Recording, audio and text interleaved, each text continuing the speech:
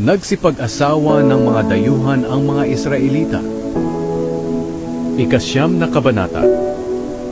Sinabi pa ni Ezra, pagkatapos ng pangyayaring iyon, pumunta sa akin ang mga pinuno ng mga Hudyo at nagsabi, marami sa mamamayan ng Israel, pati na ang mga pari at mga Levita, ang namumuhay katulad ng mga tao sa paligid nila. Ginagawa nila ang mga kasuklam-suklam na gawain ng mga Kananeo, Heteo, Perezeo, Jebuseo, Amonita, Moabita, Ehipsyo at Amoreo.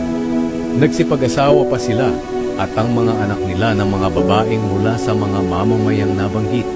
Kaya ang mga mamamayang pinili ng Diyos ay nahaluan ng ibang mga lahi. At ang mga pinuno at mga opisyal pa natin ang siyang nangunguna sa paggawa nito. Nang marinig ko ito, pinunit ko ang damit ko, sinabunutan ko ang buhok ko, hinila ko ang balbas ko, at naupo akong tulala.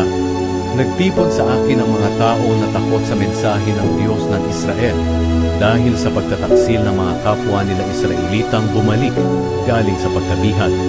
Naupo akong tulala hanggang sa dumating ang oras ng panggabing paghahandog.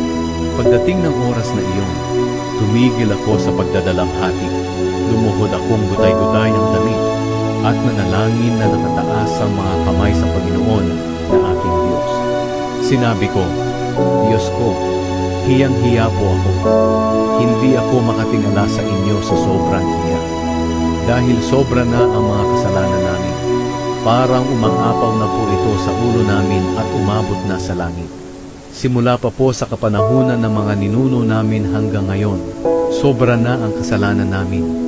At dahil dito kami at ang aming mga hari at mga pari ay palaging sinasakop ng mga hari ng ibang mga bansa. Pinatay nila ang iba sa amin, at ang iba naman ay binihag, ninakawan at pinahiya, katulad ng nangyayari sa amin ngayon.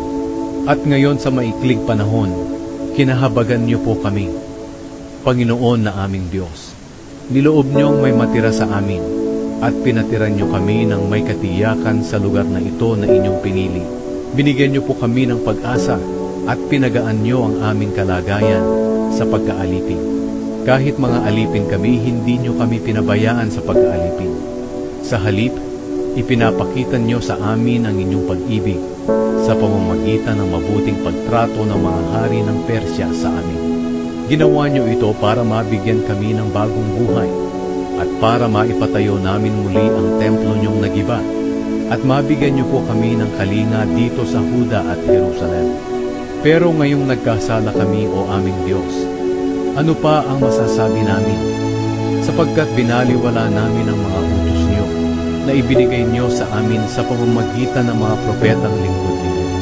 Sinabi nila sa amin na ang lupaing pupuntahan namin para angkinin ay maruming lupain dahil sa kasamaan ng mga naninirahan dito. Dinumihan nila ang lahat ng bahagi ng lupaing ito sa pamamagitan ng mga kasuklam-suklam nilang gawain. Sinabi rin sa amin ng mga propeta na huwag kaming magsisipag-asawa sa kanila at huwag kaming tutulong na umunlad sila para maging matibay at maunlad kami at para manatili ang pag-unlad na ito sa mga lahi namin magpakailanman. Pinarusahan niyo kami, O aming Diyos, dahil sa mga kasalanan namin. Pero ang parusan niyo sa amin ay kulang pa po sa nararapat naming tanggapin at niloob niyo pa na may matirang buhay sa amin. Pero sa kabila nito, sinuway ulit namin ang mga utos niyo at nagsipag-asawa kami ng mga taong gumagawa ng mga kasuklam-suklam na gawain. Talagang magagalit kayo sa amin at lilipulin kami hanggang sa wala nang matira sa amin. O Panginoon Diyos ng Israel, makatarungan po kayo, sapagkat niloob niyo na may matira pang buhay sa amin hanggang ngayon. Inaamin po namin ang aming mga kasalanan, at hindi kami makakatayo sa presensya niyo dahil sa mga kasalanan ito.